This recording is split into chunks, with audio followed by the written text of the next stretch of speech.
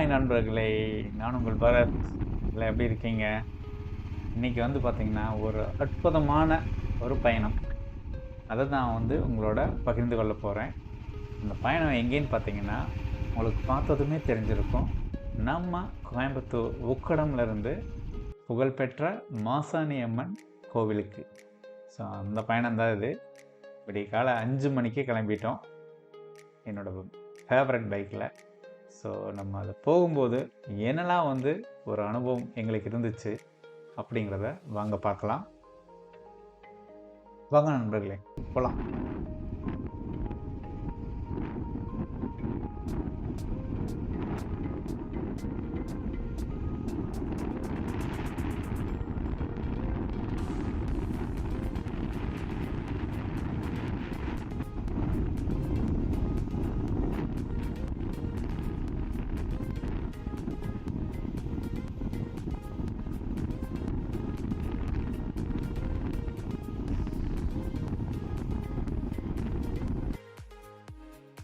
எப்படி போகிறோம்? இது என்ன சிலைன்னு தெரியுதுங்களா? திருவள்ளுவர் சிலையே தான். நம்ம மாசாணி அம்மன் டெம்பிள் வந்து பார்த்தீங்கன்னா ஒரு 1 hour 35 minutes ஆகும். Nearly 59 kilometers. வாங்க போகலாம்.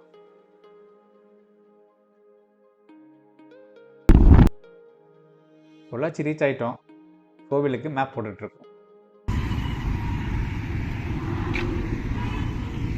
மக்களை வணக்கம். இப்போ நம்ம பொள்ளாச்சி ரீச் ஆகிட்டோம்.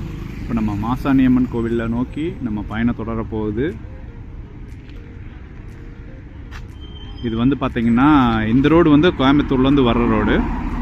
இப்படி கோயம்புத்தூர்லேருந்து இப்படி வந்தோம் அப்படின்னா அப்படியே ரைட் எடுத்து நம்ம பயணத்தை தொடரலாம். வாங்க போகலாம்.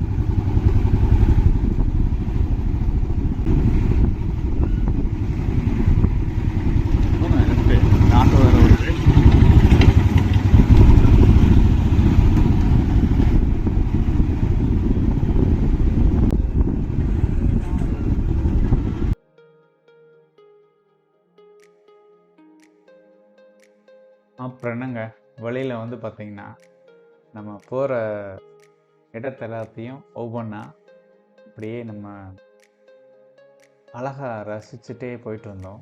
ஏன்னா அவ்வளோ அழகாக இருந்தது இந்த பொள்ளாச்சியோட என்ன சொல்கிறது, சுற்று வட்டார ஏரியா, அந்த கோவிலுக்கு போகிற அந்த பாதையாகட்டும் எல்லாமே பர்ஃபெக்டாக அவ்வளோ அழகாக இருந்தது. வியூஸ் எல்லாமே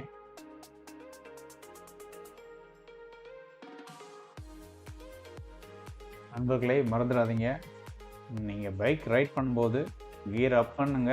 பட் கண்டிப்பாக ஹெல்மெட் போட்டுட்டு தான் பைக் ஓட்டணும். கியர் அப் பண்ணாலுமே நம்ம டிராஃபிக் ரூலை மதித்து எவ்வளோ ஸ்பீடில் போகணுமோ அந்த ஸ்பீடில் தான் நம்ம பைக் ஓட்டணும். ஸோ அதை மறந்துடாதீங்க நண்பர்களே.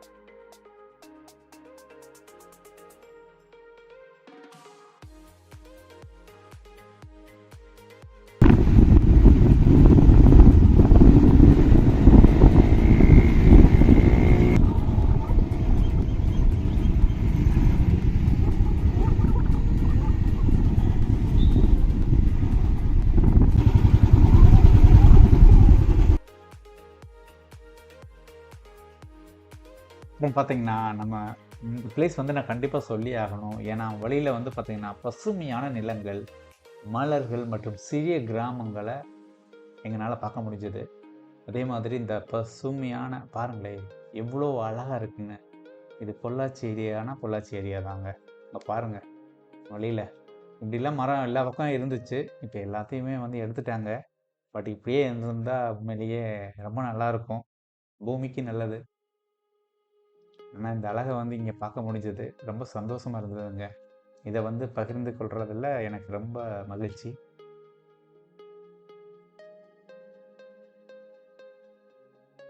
ஸோ கடவுளை பார்க்க போகிறோம் அப்படின்னு சொன்னதுமே இந்த மாதிரி இடங்கள்லாம் பார்த்துட்டு போகிறது வந்து நமக்கு கிடைச்ச ஒரு வரப்பிரசாதம்னே சொல்லலாம். அவ்வளோ அழகாக இருக்குது பாருங்கள் பார்க்குறதுக்கே.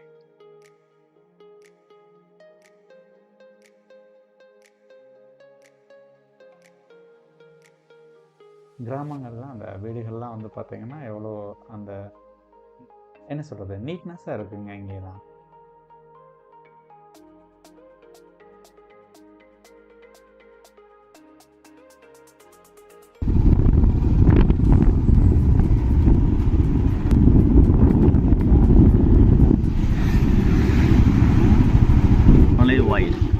நண்பர்களே, நம்ம வந்து இப்போ ஆலயத்தின் வாசலுக்கு வந்துட்டோம்.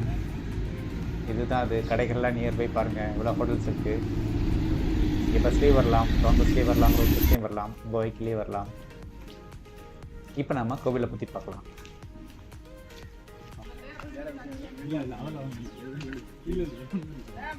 வண்டிக்கு போகிற மாதிரி இந்த டேபிள் அங்கே ஓப்பன் தள்ளி போட்டுட்டு இந்த வண்டியை சீக்கிரமாக எடுத்து போடணும்.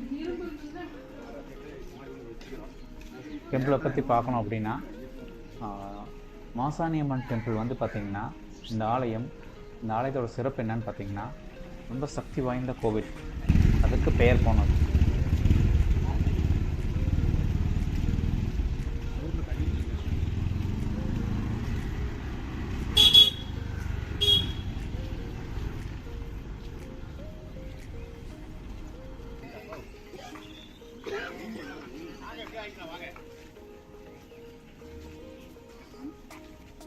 கேமரா எடுக்கலாமா?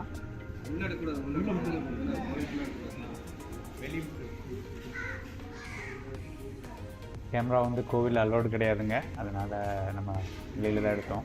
அதுக்கு முன்னாடி உங்களுக்கு மாசாணியம்மன் கோவிலை பற்றி ஒரு சின்ன வரலாறு இருக்குது தெரியுமா? இதன் மூலவர் தேவியை மாசாணியம்மன் என்று சொல்லுவாங்க.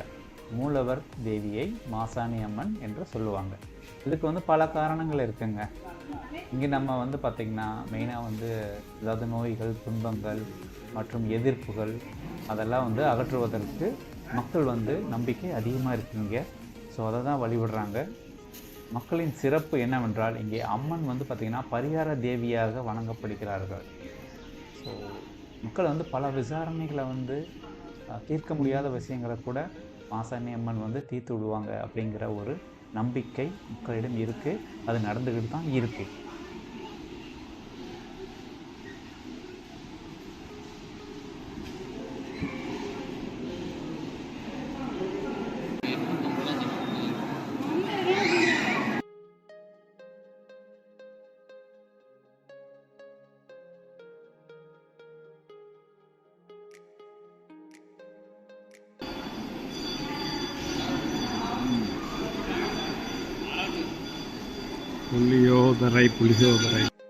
புளியோதரை நமக்கு கிடைச்சா விடுவோமா?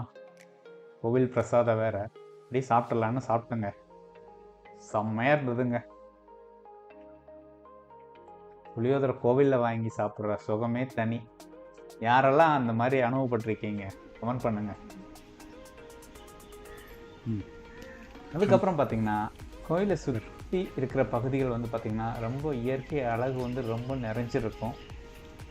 இங்கே வந்த உடனே பார்த்திங்கன்னா ஒரு அமைதியான ஒரு நமக்கு மனநிலை ஏற்படும். அதை வந்து நீங்கள் உணரவும் முடியும் கண்டிப்பாக. இந்த இடத்துல வந்து சம் எனர்ஜி, பாசிட்டிவ் எனர்ஜி இல்லையா, சக்தின்னு சொல்லுவாங்க இல்லையா, அதை வந்து நீங்கள் உணர முடியும் கண்டிப்பாக. அதுக்கப்புறம் பார்த்திங்கன்னா இந்த கோவிலை ஒட்டி அப்படியே கொஞ்சம் முன்னாடி வரும்போது பார்த்திங்கன்னா இந்த ஆறுன்னு சொல்லுவாங்க இல்லையா, பாருங்களேன் இதில் வந்து நீங்கள் நீராடிட்டு நீங்கள் அதுக்கப்புறம் டெம்பிள் போகலாம். ரொம்ப அழகாக இருந்ததுங்க இதுவும்.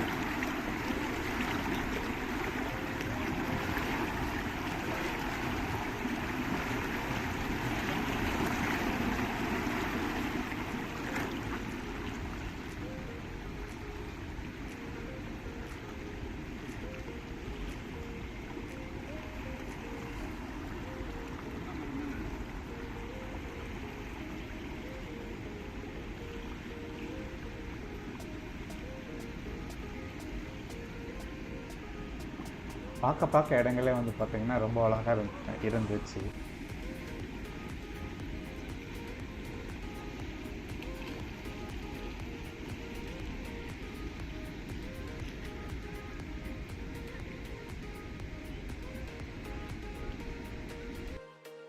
அதுக்கப்புறம் என்னங்க, ஃபைனலாக நம்ம மாசாணி அம்மனை வந்து கடைசியாக ஒரு தரிசனம் பண்ணிவிட்டு கோபுரத்துக்கு ஒரு வணக்கம், ஒரு தரிசனம் எல்லாம் முடிச்சுட்டு அப்படியே வெளியில் கிளம்பிட்டாங்க.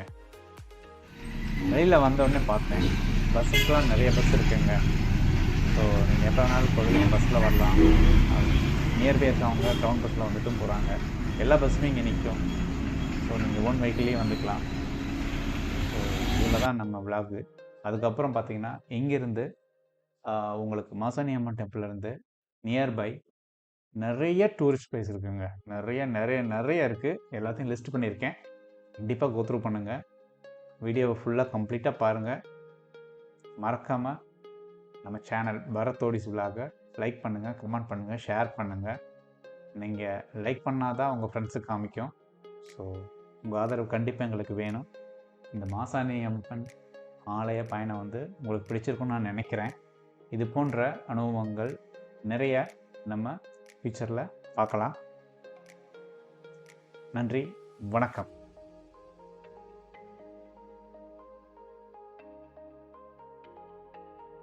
மறக்காமல் பெல் பட்டன் அழுத்துங்க. அடுத்த வீடியோவில் சந்திக்கலாம். சரியா?